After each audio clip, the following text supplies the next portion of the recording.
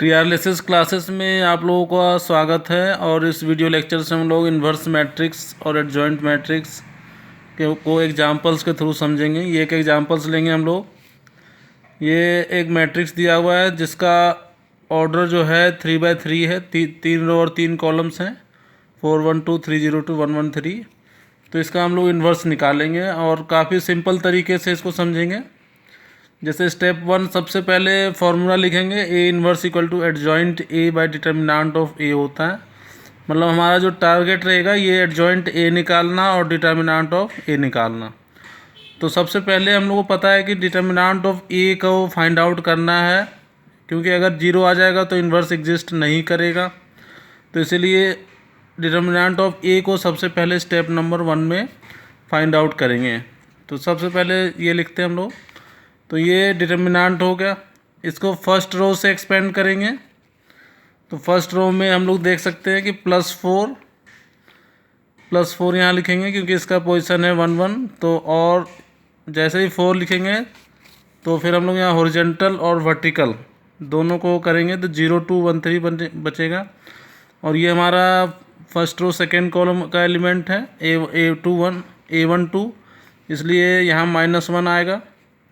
और फिर यहाँ से ऐसे वर्टिकल हॉरिजॉन्टल को एलिमिनेट करेंगे तो 3 1 2 3 बचेगा। उसी तरीके से नेक्स्ट में अगर यहाँ +2 आ गया हमारा, फिर ये 2 को हॉरिजॉन्टल और वर्टिकल जब हम एलिमिनेट करेंगे तो 3 0 1 1 बचेगा। तो ये समझ में आ गया। और 2/2 का हम लोग को पता है डिटर्मिनेंट 0 × 3 1 × 2 और 3 × 3 1 -1 × 2। तो ये तो समझ में आ ही गया है। तो इसको बस सिंप्लीफाई करने के बाद हमारा डिटर्मिनेंट ऑफ ए का वैल्यू जो है -9 आ गया। मतलब हम लोग इसको इक्वेशन नंबर ए लिखेंगे। और यहाँ से हम लोग को समझ में आ गया कि डिटर्मिनेंट ऑफ ए जो है मैट्रिक्स का वो 0 के बराबर नहीं है। मतलब ए इन्वर्स फाइंड आउट करना होगा और ए इन्वर्स का कुछ वैल्यू आएगा, मतलब ए इन्वर्स एग्जिस्ट करेगा। अब हम लोग दूसरे स्टेप्स में हमारा टारगेट रहेगा एडजॉइंट ए निकालने का। तो एडजॉइंट है ये मैट्रिक्स को फिर से दोबारा यहाँ लिख दिए। इस मैट्रिक्स का एडजॉइंट निकालना है तो इसका प्रोसेस वही है, इस सारे एलिमेंट्स के कोफैक्टर को फाइंड आउट करना पड़ेगा, है ना। तो हम लोग मान लिए let B is a matrix formed by cofactor of each element of matrix A. 4 1 2 3 0 2 1 1 3। तो 9 एलिमेंट्स हैं तो 9 एलिमेंट्स का कोफैक्टर निकालना है। तो फिर से समझते हैं। जैसे हमारा लेट मान लिए कि कैपिटल A11 को हम लोग बोलेंगे कोफैक्टर ऑफ एलिमेंट A11। ये ध्यान रखना, स्मॉल A11 इस एलिमेंट पोजीशन को रिप्रेजेंट कर रहा है और ये कैपिटल A1 ये कोफैक्टर ऑफ एलिमेंट A11 को बता रहा है, ठीक है। तो अब यहाँ चूँकि ये A11 पोजीशन काफ़ी इंपॉर्टेंट है, बताए थे कि कोफैक्टर में प्लस माइनस का साइन जो है वो एलिमेंट्स के पोजीशन के ऊपर डिपेंड करता है।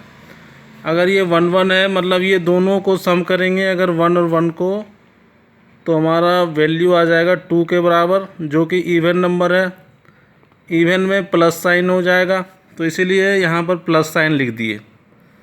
उसके बाद ये 4 को कुछ नहीं करना है, बस पोजीशन एलिमेंट्स के पोजीशन को ध्यान रखना है और साइन लगाना, जैसे प्लस हो गया। इस 4 को आप भूल जाना है, ये वर्टिकल को एलिमिनेट करना है, फिर 4 से हॉरिजॉन्टल को एलिमिनेट करना है। तो ये क्या बचेगा 0 2 1 3 0 2 1 3 लिख दिए। तो इसको सिंप्लीफाई किए -2 आ गया, ठीक है।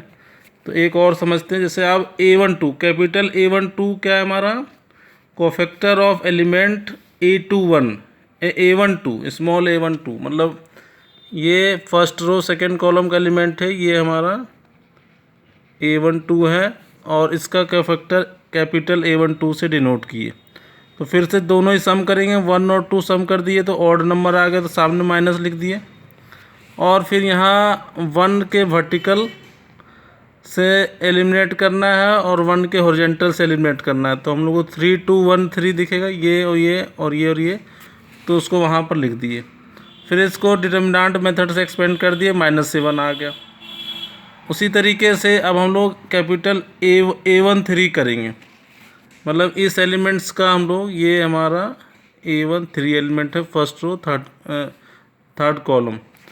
तो A13 का कोफैक्टर निकालेंगे, कोफैक्टर ऑफ A13। तो ये फिर साइन जो है 1 + 3 4 हो गया, प्लस हो गया, और यहाँ पर ऐसे वर्टिकल और ये हॉरिजेंटल, तो 3011 आ जाएगा यहाँ पर 3011, तो +3 आ गया।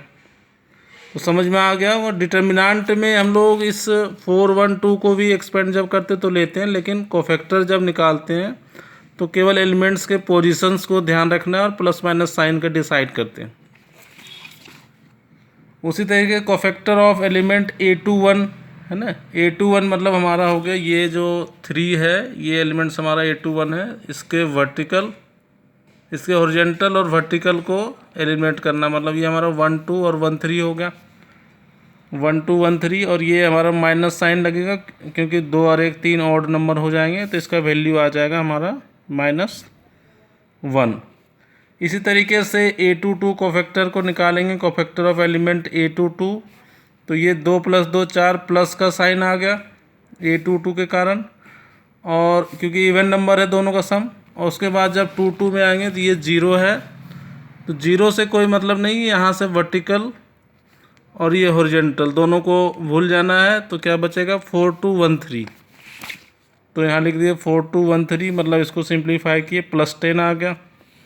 उसी तरीके से A23 जब करेंगे तो दोनों का सम ऑड हो गया, 2 + 3 5, तो ऑड नंबर अगर हो तो माइनस साइन दे दिए, और A23 हमारा पोजीशन, ये हमारा A23 है, तो इसके वर्टिकल हॉरिजेंटल को गायब करेंगे तो ये 4 1 1 1 बचेगा, देख सकते हैं ये 4 1 1 1, तो ये -3 आ गया।